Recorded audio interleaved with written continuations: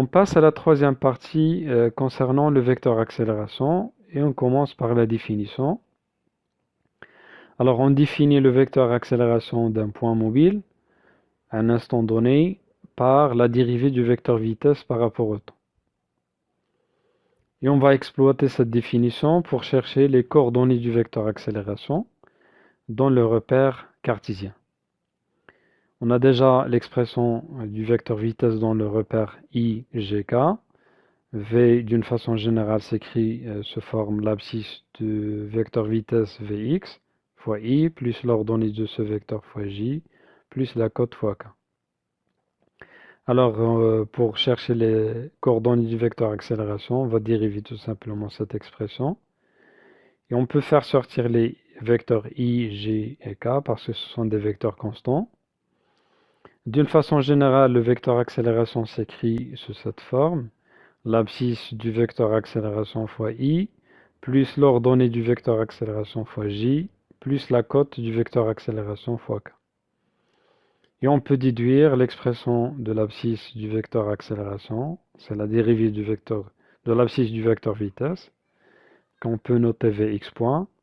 Et puisque Vx est déjà la dérivée de x par rapport au temps, alors la dérivée de Vx c'est la dérivée seconde par rapport au temps de l'abscisse x.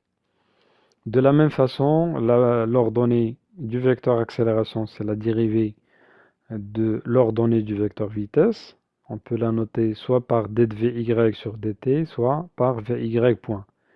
Et de la même façon, puisque Vy c'est déjà la dérivée de y, alors la dérivée de Vy, c'est la dérivée seconde de y par rapport au temps qu'on peut noter par y 2 points. De la même façon pour az.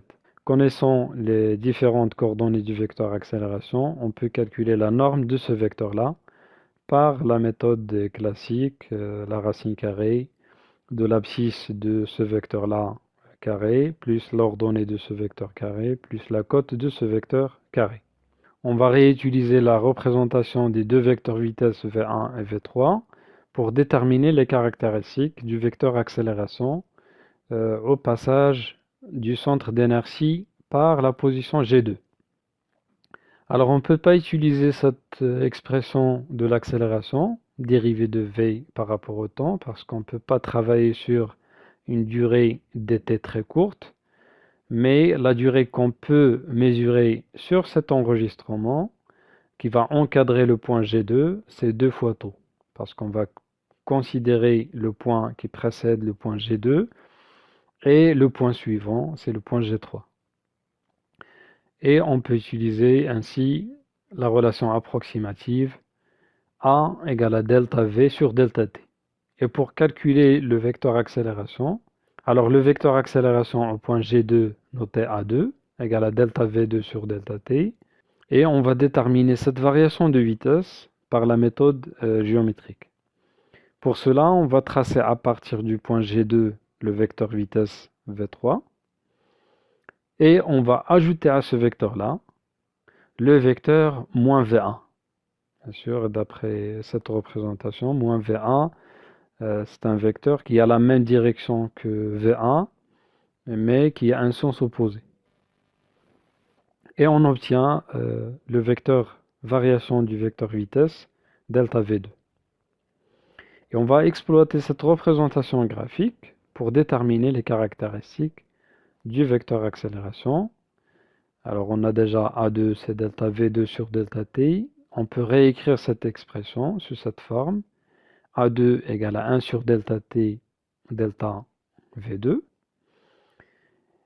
Et d'après cette expression, on constate que le vecteur accélération A2 et le vecteur variation de vitesse ont la même direction, le même sens. Alors l'origine du vecteur accélération A2, c'est G2. La direction, c'est même direction que delta V2. Le sens, même sens que delta V2. Le module, bien sûr, on va introduire la norme sur l'expression précédente. La norme de A2, c'est 1 sur delta T fois la norme de delta V2. Alors, avec quelle méthode on va chercher la norme de delta V2?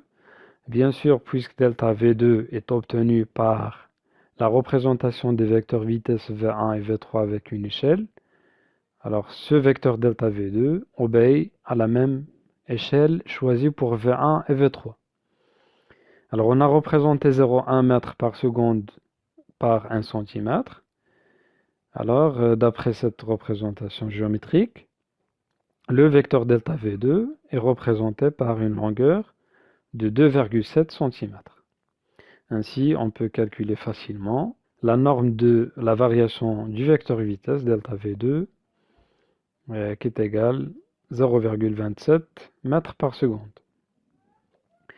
Et par un calcul simple, on peut calculer la norme de l'accélération à 2, 1 sur delta t, puisqu'on a cherché cette variation du vecteur vitesse en exploitant l'enregistrement de G1 à G3, alors on a travaillé sur un intervalle de temps de 2 fois tau.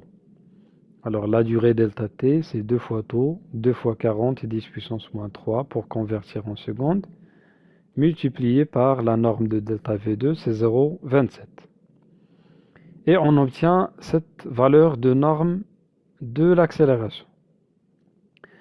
Et on va représenter ce vecteur en exploitant ces différentes caractéristiques qu'on a cherchées, mais il faut faire attention. On ne peut pas représenter les mètres par seconde de la même façon que les mètres par seconde carré. On doit choisir une nouvelle échelle parce que l'échelle qu'on a déjà choisie, c'est une échelle qui est adéquate pour représenter les vecteurs vitesse et non pas l'accélération. Le vecteur vitesse, c'est une grandeur physique. Le vecteur accélération, c'est une autre grandeur physique différente. Alors j'ai choisi de représenter 1 mètre par seconde carré par 2 cm. Alors les 3,4 mètres par seconde carré seront représentés par 6,8 cm.